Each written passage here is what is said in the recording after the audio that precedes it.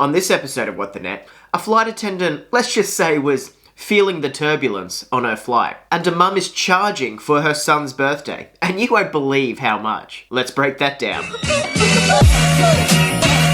Hello and welcome to What the Net, where I break down things I've seen on the internet that I want to talk about and you probably want to hear about. My name's Jake Miller, and thanks for being here. And obviously, if you haven't already, which I'm presuming you would have, smash that subscribe button down below, it'd be much appreciated. So here's a fun one. Do you ever pay attention to the flight attendant's pre-run flight check? Well, you should, but it's cool if you haven't. I totally get if you just want to zone out and listen to a bit of Tay-Tay. That's cool. But if you were on a certain United Airlines flight, you may have noticed the flight attendant was acting a bit peculiar. And when I say peculiar, I mean absolutely hammered. Slurring her words, dropping trays everywhere, and then she decided to take a nice little nap on her seat, unbuckled during the flight. And again, when I say a nap, I'm presuming we can just assume passed out. It's just like me when I drink a full bottle of wine. But I guess, although I feel like I'm at 38,000 feet of turbulence, I don't have to worry about strapping myself into my seat. That's a role that's usually taken upon my friends after a night out. So reports say that police arrested her on scene, and she admitted to having 2 vodka shooters before the flight. 2 shooters to mess up your career?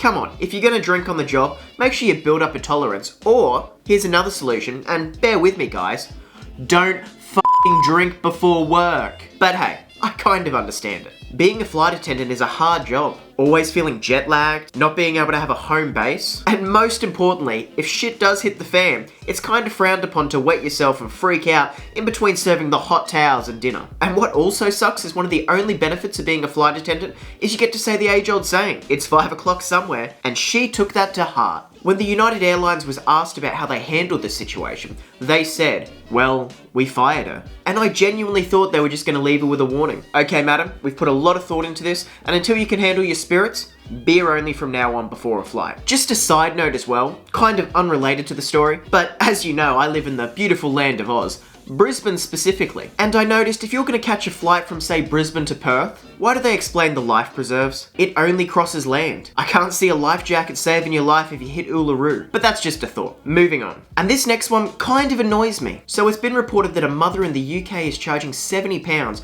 for each child to go to their son's birthday party. Not only that, but she's requesting that each child gives their son an Amazon gift card as the present. Now, I'm gonna be straight up. I kind of understand the Amazon gift card. If the child really wants a certain thing or a certain toy, I'd much prefer everybody to contribute to get one good gift rather than a bunch of, crappy $5 gifts. I know it's the thought that counts, but if you're already there, why not? I pool in with my friends to get my other friends' group presents, so I totally get it. So I don't really think that hate is really necessary. Now, in regards to charging £70 per ticket, this is how it breaks down. It's £20 to get the deposit for the go-karts, an extra £30 for the rest of the day, and then a total of £20 for the transport to where the go-kart place is. This is a predicament for multiple reasons. Reason number 1, the mum who's organising the event clearly doesn't have the financials to support all of the kids going, which is fair enough and that's understandable, but she should be empathetic to the parents that can't actually afford the £70 to take their kids, which means that then the parents will feel the pressure of their kids missing out if the other kids are going in the first place. If it's a young kid, they won't understand the financials. And reason 2, what the hell happened to kids' parties? Having a party in the backyard with finger food and fairy bread and games. I honestly had some of the best kids' parties when I was a child. You'd either have one of those store-bought Woolworths cakes,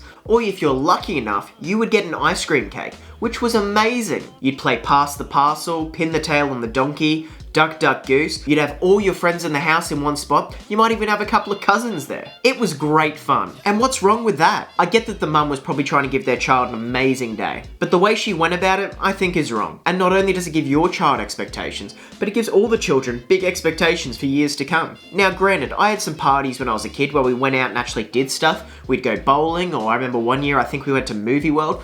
That was great fun, but it wasn't a invite a bunch of kids situation. It was you can pick 1 or 2 friends and we'll go together. And if you couldn't afford it, that's totally cool because most of the time we'd be just as happy having a party in the backyard. But I want to know what you guys think. Do you think the mum was right in what she said? Can you see where she's coming from? Or do you think she's just plain out of order? Let me know down below. And while you're down there, why don't you do us a favor and smash that subscribe button down below if you made it this far. I do weekly videos with What the Net on Monday, vlogs on Wednesdays, and movies on Fridays. So make sure you go check them out. Make sure to leave a good old like before you leave. And thank you so much for being here, guys. And as always, whatever your passion, work hard and be lucky.